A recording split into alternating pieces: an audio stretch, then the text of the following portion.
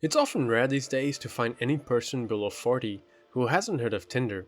But in case you don't know what I'm talking about, Tinder is a dating app that allows the user to find a potential partner, friendship, or one-time hookup. The latter is what it's predominantly used for. All you have to do is sign up for a profile using one of your social media accounts, choose your best pictures, and set some basic filters. You'll then be presented with numerous profiles that fall within your desired parameters. All you have to do is swipe left or right. If you're interested in the person and want to chat to them, swipe right.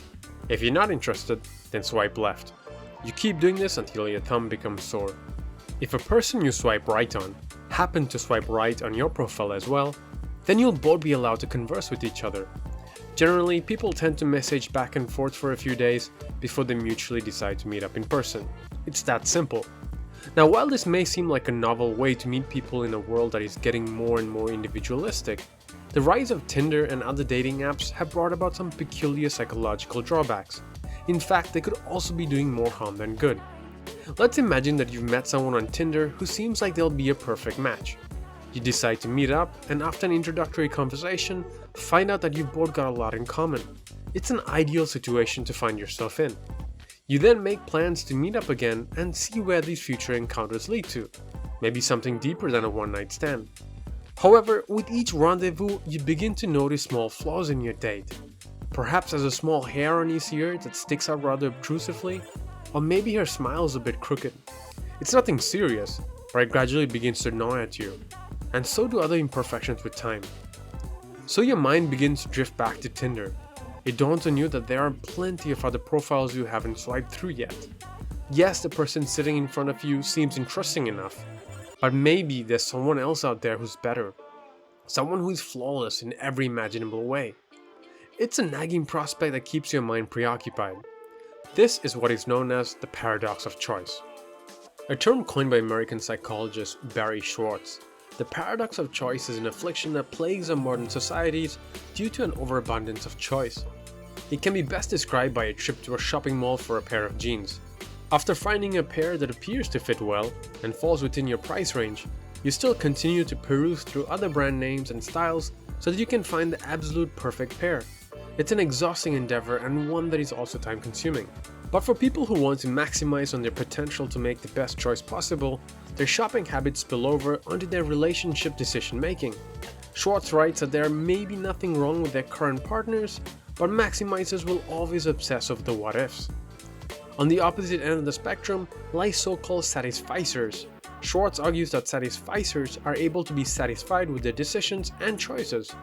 This doesn't mean that they opt to settle on the first option that comes their way, but instead they make well thought out choices and don't spend time wondering if the grass is really greener on the other side. And this makes perfect sense. If you spend your time waiting for the ideal partner, you might just end up alone. This is because the likelihood of meeting someone better suited for you will always exist. In the meantime, you'll pass up several opportunities to be with the person you could be truly content with. It's only been recent in our human existence that we have the luxury of so much choice. Things were quite different for our cave-dwelling ancestors. Early Homo sapiens most likely traversed the world in groups no larger than 40, and in their entire lifespan, they probably encountered only about 150 or so like them. Their opportunities for reproduction were strikingly different from ours today. But you don't have to go back that far in time to realize that things have changed for us quite drastically in only a short period. A team of sociologists found that in 1932, 1/3 of married couples had previously lived within 5 blocks of each other. Most surprisingly, 1/8 of these married couples had lived in the same building before they established a relationship together. With that said, according to psychologist Wendy Walsh, it's easy to understand why we're not programmed to be exposed to so many sexual opportunities. Instead, we're wired to be excited about a new sexual encounter because it used to be so rare. Put these two together with modern online dating, and we witness an uncontrollable impulse to pursue the possibility of several sexual partners. You can draw a similar comparison with our evolutionary desire for sugary foods. We crave everything from chocolate to candy because of our physiological association of sweetness with high-energy foods. It's definitely something that helped our ancestors survive in the past, but today contributes towards an unhealthy diet thanks to our overconsumption of sugar.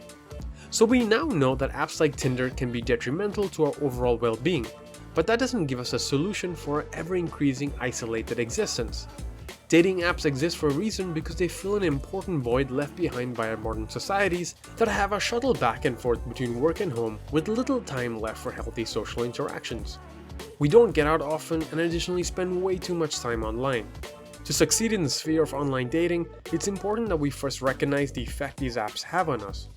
We then need to use time in the most constructive way possible. If you use Tinder for its primary purpose, which is to engage in a brief physical relationship, then do so knowingly. On the other hand, if you're seeking something more serious, then clearly state your intentions. And when on dates, focus on the person in front of you and accept that there's no such thing as a perfect partner. But if you find yourself constantly on your phone or your mind always preoccupied on your next potential match, then do yourself a favor and delete the app, at least for a while. Take the time to first foster healthy interactions with the people around you and allow your mind to be centered in its immediate environment. Who knows, you might just notice that one friendly face that could be right in front of you.